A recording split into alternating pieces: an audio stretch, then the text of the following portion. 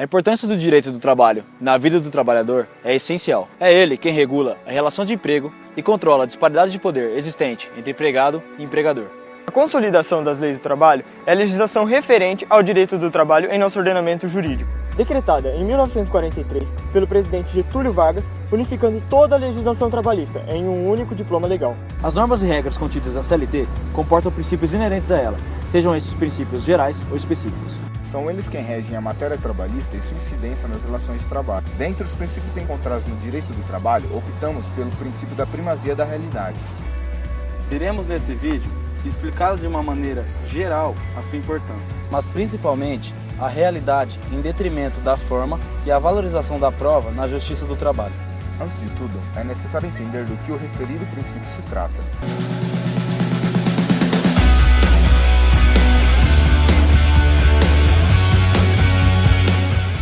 O princípio da primazia da realidade, ou princípio do contrato-realidade, visa priorizar a verdade real face a uma verdade formal. Isso mostra que as formas existentes na documentação das relações de trabalho, que deveriam refletir o que acontece no vínculo do emprego, não passam de uma fraude trabalhista. De um lado, a forma estabelecida para aquela relação, da outra, a realidade. Se percebe que a forma não condiz com a realidade. Ao olhar para o cartão de pontos, se vê uma jornada de trabalho. Ao olhar para o dia a dia do trabalhador, a jornada realmente desempenhada por ele é uma situação totalmente diferente, uma situação fictícia.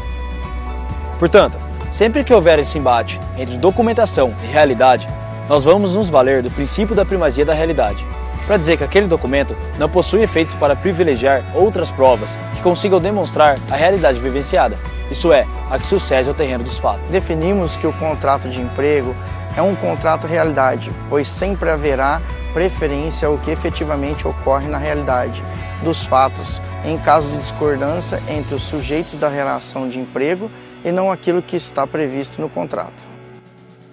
O princípio se baseia na hipossuficiência do trabalhador para garantir a esse uma proteção contra eventuais abusos por parte do empregador, que é a parte mais forte na relação de emprego. O referido princípio no direito do trabalho tem previsão no artigo 9º da CLT, o qual precetua: serão nulos de pleno direito os atos praticados com o objetivo de desvirtuar, impedir ou fraudar a aplicação dos preceitos contidos na presente consolidação. Compreende-se que a verdade real se opera de pleno direito a partir da constatação de falsidade, mas formas em que não importa a denominação dada aos cargos, mas a função exercida de fato. Podem ser citadas como causa de divergências entre a realidade e os documentos na relação de emprego. Divergência na jornada de trabalho e apresentação no cartão de ponto, o erro no momento em que se qualifica o trabalhador, salário pago por fora, a remuneração diferente ao contratado, a má-fé por parte do empregador, não cumprindo com a boa-fé objetiva contratual, desviando o empregado de suas funções ou abusando da relação estabelecida no pacto contratual. Os efeitos da primazia da realidade seria de permitir que aquilo que foi acordado no contrato de trabalho possa vir a ser contestado perante a Justiça do Trabalho por meio de provas, corroborando a realidade da relação trabalhista em face da contratual, alegada pelo trabalhador. O princípio da primazia da realidade é, sem dúvida, um dos princípios mais utilizados no dia a dia da Justiça do Trabalho. Mas afinal, como incide a eficácia da valoração das provas apresentadas na Justiça do Trabalho?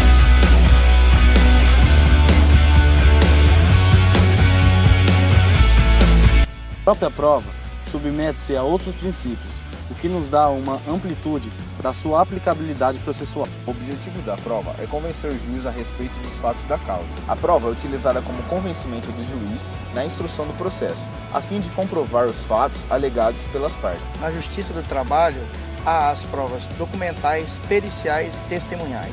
Prova documental consiste em qualquer documento autêntico que represente um fato ocorrido e que venha trazer convicção ao juiz das alegações e exposições das partes. A prova documental deve ser apreciada em conjunto com as demais provas. A prova pericial será realizada de acordo com o artigo 156 do CPC por perito técnico ou científico. Consiste em exame, vistoria ou avaliação, determinado de ofício pelo juiz ou a requerimento das partes. Na esfera trabalhista processual, a prova testemunhal tem sido o principal meio utilizado para comprovar a realidade dos fatos que são alegados pela parte, a fim de garantir e assegurar os seus direitos. Sendo, na maioria das vezes, a única prova utilizada pelo empregado. em virtude da ausência de prova técnica. Isso porque, em muitos casos, o mesmo não tem acesso a documentos essenciais que estão em poder da empresa reclamada. A correta interpretação da prova testemunhal solidifica a eficácia da justiça, garantindo a pureza e a imparcialidade da instrução probatória, que tem por escopo uma decisão final justa.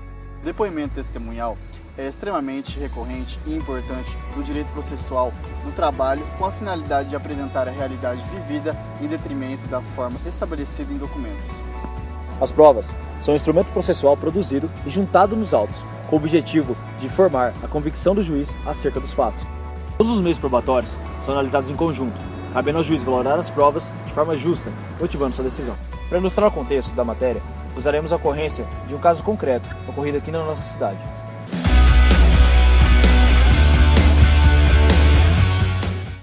Trata-se de acúmulo de funções.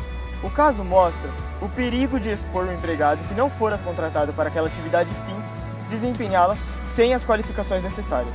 O acúmulo de funções ou desvio funcional ocorre quando o trabalhador passa a exercer atividades para as quais não foi contratado. Com a análise do julgado, é possível ver a incidência do princípio da primazia da realidade na relação de trabalho, que aquilo pactuado entre os indivíduos não condiz com a realidade submetida ao trabalhador.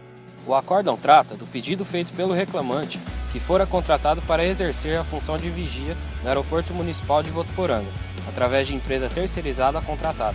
Alegou que, além das funções para as quais foi admitido, balizava e taxiava as aeronaves e anotava o controle de voos.